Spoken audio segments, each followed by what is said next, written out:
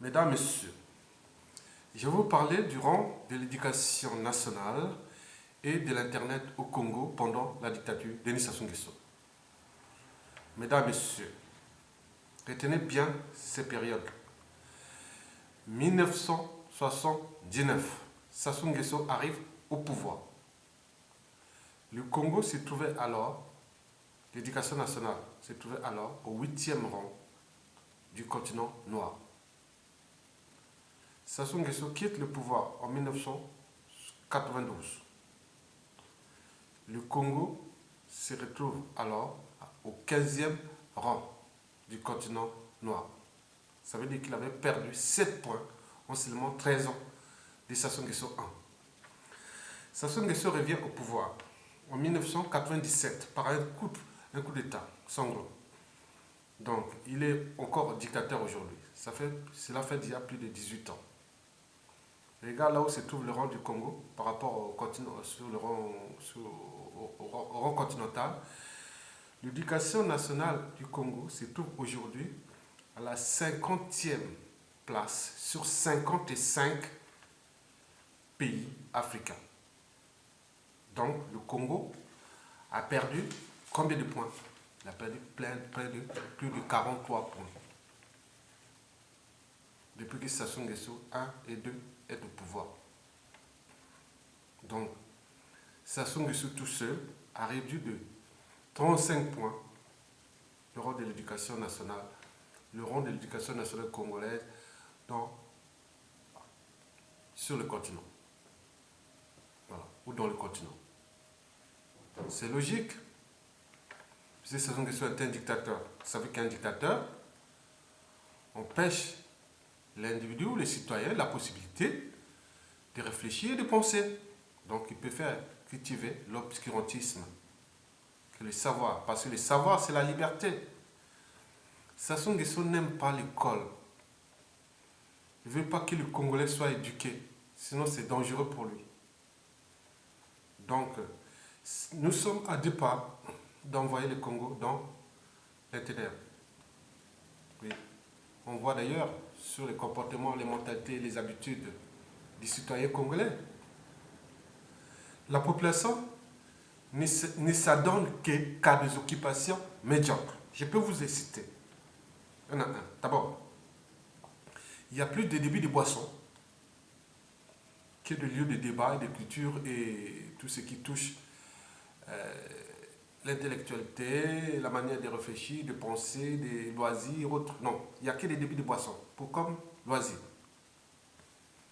Bon, vous avez les veillées mortuaires. Voilà. Puisque la condition humaine est au plus bas niveau du continent. Bon, donc les gens meurent comme des mouches. Donc les gens se donnent qu'à des occupations médiocres, comme les veillées mortuaires. Voilà. Les gens passent la nuit dans quelqu'un mort. On va aller veiller pour la mort au lieu de veiller pour la vie. Les prières en série. Vous savez que le Congolais devient plus religieux que spirituel. Donc les gens se réveillent le matin, ils vont à l'église ou à la mosquée ou autre. Voilà, quelques mosquées, parce que le Congo déjà, avant Sassou, il n'y avait que 2 ou 3% de musulmans. Aujourd'hui, il a multiplié le nombre par 3 ou par 4. Il doit avoir 10%, 20% ou 10%. Voilà. Donc les gens ne pensent qu'aux prières, en série. Bon, il faut ajouter aussi les rituels sataniques. Voilà. Les gens pensent plus à la sorcellerie. Voilà. Sinon, ils n'ont plus le choix. Ils ne réfléchissent plus. Il n'y a pas de... Les gens ne sont pas libres. Il n'y a pas de savoir. On empêche l'individu la possibilité de réfléchir, de penser. Bon, la survie au quotidien. Il faut aller chercher de l'eau, il faut aller chercher la nourriture. Voilà, c'est calvaire. Bon, je voulais parler aussi de la structure des écoles. Bon, vous savez, quand le colon est parti, il nous a laissé des infrastructures vraiment super. Moi, j'ai étudié même dans quelques infrastructures laissées par le colon, par exemple au collège et au lycée. Maintenant, aujourd'hui, ils sont tous dans les ténèbres. Ils sont tous dégradés. Et regardez par exemple ce que Sassou Nguesso a laissé aujourd'hui.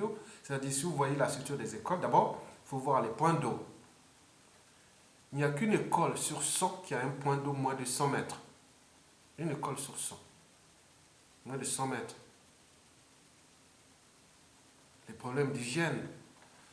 Les écoles n'ont pas de toilettes. Donc les enfants vont faire pipi par-ci par-là, au caca, tu vois. Pas d'électricité. Surtout quand il pleut, quand il y a la pluie, non pas la pluie, les nuages, il y a un peu noir, donc on ne voit plus. Bon, qu'est-ce qu'on fait? On attend. Il n'y a pas d'électricité. Le confort des élèves, par exemple. Le confort des élèves, il est le plus bas du continent. Les classes sont pléthores. Jusqu'à 120 élèves par classe. Ils sont par terre. Ils n'ont pas de table et banc. Voilà. Et quand tu vois la structure même des bâtiments construits pendant Sassou, les fenêtres, c'est comme des prisons. Au lieu de faire des grosses fenêtres ouvertes où les gens peuvent avoir de visibilité, voilà. Non, non. C'est comme des fenêtres comme des fenêtres de prison. Vous voyez? Les classes sont surchargées. Pas de table bon. Bon, il faut ajouter les nuisances. Les nuisances d'abord sonores. Vous avez à côté une école, soit privée ou autre, moi je dirais ça des déchetteries. À côté, vous avez la musique qui fait bon, bon, bon, bon, bon. Les gens dansent à côté, toute la journée, à boire la boisson, à boire l'alcool. Les policiers s'y mêlent, ils viennent danser aussi. Vous voyez que les policiers devaient assurer l'ordre, mais ils sont là, ils rentrent dans la mêlée, ils boivent. Vous savez que quelqu'un qui porte l'arme, quand il a bu, donc les bavures ne sont pas loin. Donc tout ça, c'est le processus de dégradation accompagné par et dicté par le dictateur. Donc, les nuisances sonores. Donc, vous avez les nuisances olfatives, ça pue. Ça pue autour des écoles parce que les enfants vont faire pipi par-ci, par-là. Les gens qui passent aussi viennent faire caca aussi dans l'école parce que la nuit et tout ça, ça pue. Il n'y a pas de service d'hygiène ou de propriété de l'école, non. C'est les élèves eux-mêmes aussi. C'est sale. C'est ça. Visuel, bien sûr. Je te dis, quand on voit l'ossature des écoles pendant la dictature Sassou Nguesso aujourd'hui, vous voyez loin, c'est ça, c'est ça. Les écoles sont ça. Donc, où va l'argent du Congo? Bien sûr, on a entendu les gens, on a eu la ruée vers l'or. Les gens sont allés organiser des forums. Prendre l'argent du Congo, des ex-présidents, des ex-ministres, tout ça, venus même de France ici, des maires, sont partis là-bas, prendre l'argent. Et l'éducation nationale est au plus bas niveau du continent. Et même au niveau de la francophonie. Vous allez faire la francophonie avec quoi? Donc il y a un problème. Ce problème est à la fois moral et politique. Encore plus, je dirais même économique et social. C'est un scandale. J'appelle ça un génocide. C'est un génocide. Voilà. Donc, quand on voit, les dictateurs dire non, le Congo sera un pays émergent en 2025, moi je ne sais pas comment il va faire le pays émergent en 2025, où l'éducation nationale, l'enseignement supérieur et la recherche au plus bas niveau du continent. Les étudiants congolais à l'étranger sont abandonnés à eux-mêmes. Donc, comment? J'ai vu ça. Non, c'est pas bien.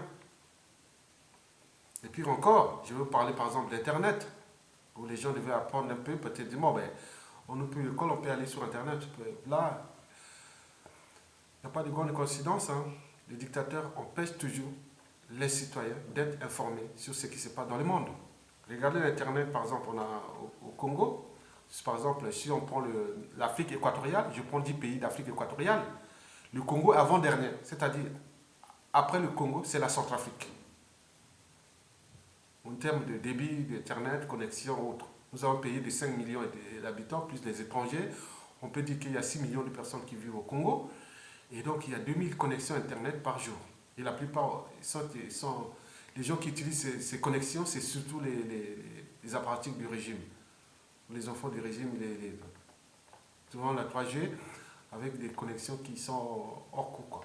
C'est très cher, parce qu'ils utilisent par satellite.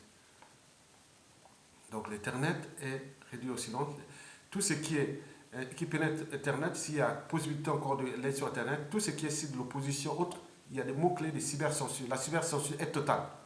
Vous avez vu comme pendant les manifestations du 19 et du 20 octobre dernier, 2015, on avait coupé les communications Internet et aussi perturbé les communications téléphoniques. Mais comment dans ces conditions les gens peuvent réagir aussi? Non, on ne peut pas réagir. Et surtout ceux qui ont, soi-disant, les startups. Tu vas faire une startup là-bas, où l'Internet, il n'y a pas de problème, il y a des problèmes d'électricité. En plus, les dictateurs peuvent couper l'Internet comme ils veulent. Bon, c'est un scandale. Voilà. Donc, au niveau du continent, nous sommes à la 50e place sur 55.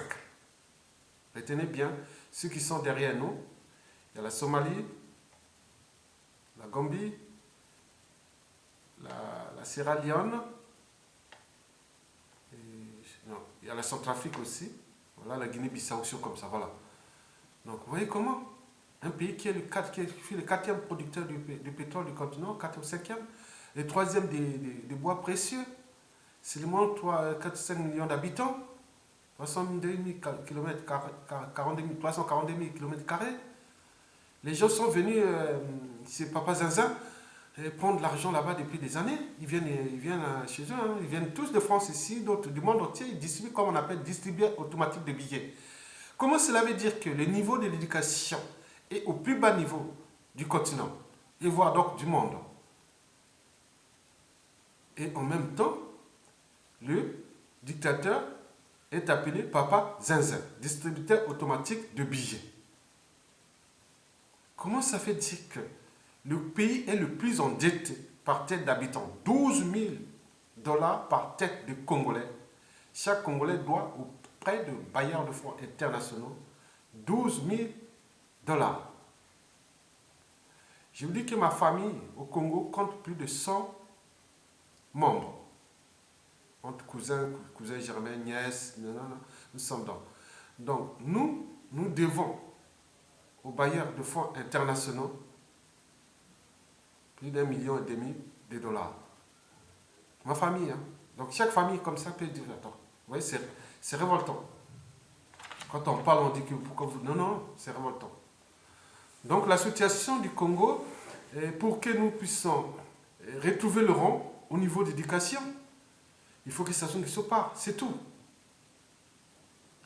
Imaginez en 79, si Sassou Nguesso n'était pas arrivé au pouvoir, le Congo aujourd'hui serait peut-être au 2e, 3e rang du continent.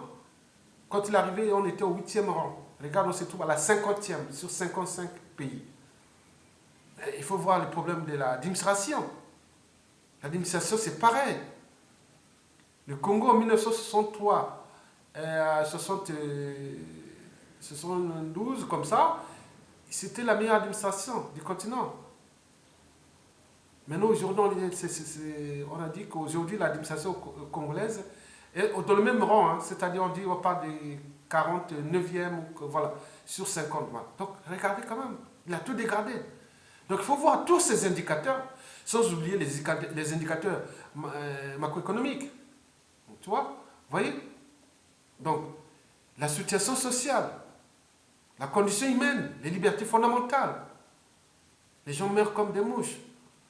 Mais comment dans ces conditions? Non. Moi, j'ai étudié, j'ai fait l'école primaire et collège à Makwa. C'était au temps de Ngwabi. Collège primaire au temps de Ngwabi. Et collège au temps de Sassou, de Yombi et éventuellement Sassou. Mais quand ça soit arrivé, avant que ça soit arrivé au pouvoir, l'économie du Congo, c'était le bois qui nous a permis en payer des choses, tout fonctionnait. Depuis qu'on a eu ces foutus pétroles-là, ça nous pose des problèmes, on mettait les dictateurs. Voilà. Qu'est-ce qu'on a bénéficié? Rien du tout de ce pétrole-là. Donc si la France veut maintenir Sassou Nguesso au pouvoir, bon, faites un deal avec nous. Dis non, le pétrole du Congo appartient à Sassou Nguesso et à la France. Vous vous laissez là, vous allez gérer ça en mer là-bas, au large de Pointe-Noire. Et nous vous laissez le Congo avec nous, on va construire peut-être avec notre bois, avec nos terres, avec nos mers. Laissez-nous tranquilles. Les gars ont été tout détruit, tout démoli. Le Congo sera dans les ténèbres, d'ici bientôt. Donc regardez quelqu'un qui tue l'éducation, tue l'avenir d'un pays. Voilà. Donc le premier poste, quand Sassou Nguesso sera peut-être plus là, c'est mettre le paquet sur l'éducation nationale, l'enseignement supérieur et la recherche. C'est ça qu'il nous faut pour nous soulever. D'abord, libérer les énergies au niveau de... Pour que plus les gens sont éduqués, plus ils ont la capacité d'analyser, de faire savoir juger par eux-mêmes. Donc, il faut aller plus dans ce sens, le paquet sur l'éducation. C'est le premier volet, ce sera le paquet sur l'éducation. Tout le budget du Congo va aller là. L'éducation, la formation, le savoir-faire. Le troisième sera celui de la justice. Donc il faut condamner tous ces... Voilà, il faut construire des prisons. Voilà. Le troisième, la sécurité. Quatrième, la défense. Voilà, il faut se protéger. Cinquième, tout ce qui touche l'économie, l'environnement, autres. Voilà. Mais le paquet sera là. Tout est on peut voir tout le reste après. Mais le paquet, c'est l'éducation. Parce que moi, quand j'enseignais au lycée Drapeau Rouge à Brazzaville, c'est-à-dire le lycée aujourd'hui, lycée Chabinal, moi j'ai vu la situation de se dégrader complètement. Moi j'avais deux classes de terminale C et terminale D. Je leur enseignais les sciences naturelles. Vous voyez que c'était vraiment, on voyait comment les conditions étaient déjà dégradées, comme c'est déjà dégradé à peine que ça soit encore que 8 ans de pouvoir. Vous voyez? Donc il faut voir que Sassou n'aime pas le Congo. Sassou a détruit le Congo. Parce que celui qui détruit le savoir détruit l'avenir d'un pays. Celui qui détruit l'éducation détruit la liberté. Voilà. Donc, allez voir l'école là-bas. Tous ceux qui vont chercher l'argent chez les dictateurs, allez voir que le Congo est dans les ténèbres. Voilà. Donc, nous devons repenser nos mots d'éducation, de formation, de savoir-faire, d'innovation et autres. Tout sera fait sur un plateau d'argent, aux états-majors de l'enseignement, de l'éducation nationale, de l'enseignement supérieur et de la recherche. Je vous remercie.